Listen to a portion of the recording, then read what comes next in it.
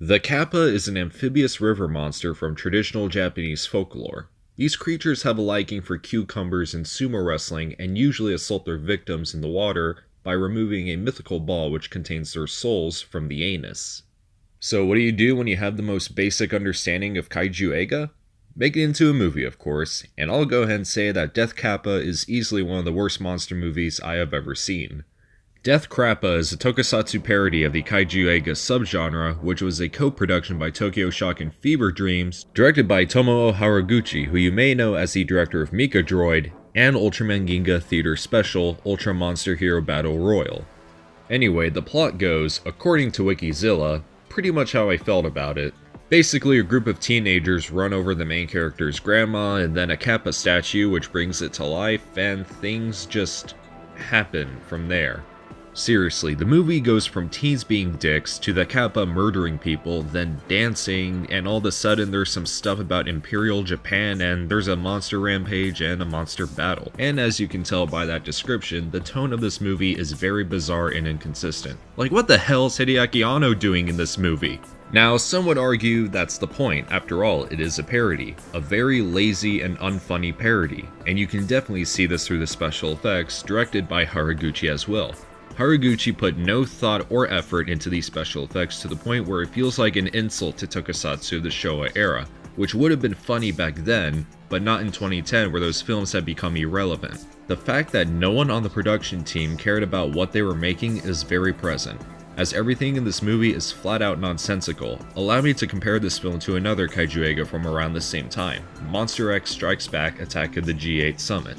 This is not a good movie, but it works because it is aware of how awfully cheesy it is, with its use of stock footage from X from Outer Space, which this is a sequel to, the very stereotypical cast of characters, and the inclusion of Beat Takeshi Kitano as Takemajin. This movie works because these elements blend together so well, and it embraces its wackiness as a Japanese sci-fi motion picture and has fun with it. It works because the filmmakers actually cared about what they were making. Death Kappa is if the Asylum tried to make a tokusatsu film. Oh, but I get it. It's supposed to be bad. That's why it's so good, right? At least I had fun watching Young Gary in 1999, because the people behind it took it so seriously and were totally unaware of how bad it was. There's a difference between this This can't be happening! No! It isn't real! and this.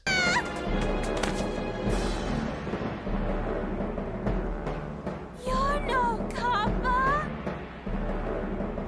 You're safe now. Now, this movie isn't necessarily as bad as Young Gary, but it's definitely down there. In fact, I would prefer this over Gamera Super Monster, which is an even lazier film. Really, the only time this movie shows effort is towards the end with a giant monster battle, and that's pretty much it. The fight is alright, but it's not enough to save the film. Believe it or not, this movie was actually praised when it first came out, to the point where people were saying, if you enjoy Godzilla, you'll love Death Kappa, which I think says a lot about this movie, because this is exactly how most Western audiences view Kaiju Eiga, with a very basic understanding of the subgenre.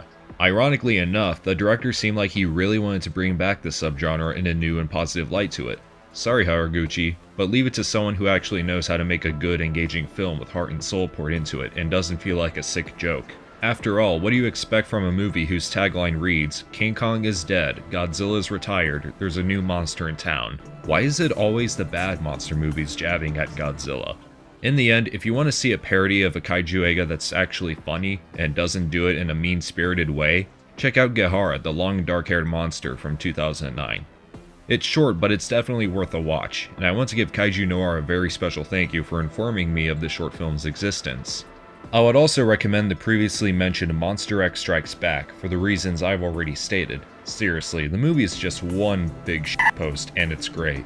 Or better yet, if you want to see a good film based on ancient mythological creatures from Japan, I would urge you to watch Yamato Takeru, which I feel is an underrated classic, and I might make a video about it sometime in the future. That's all I have for now. Thank you for watching. Feel free to like, share, comment, subscribe, all that good stuff, and I'll see you guys later.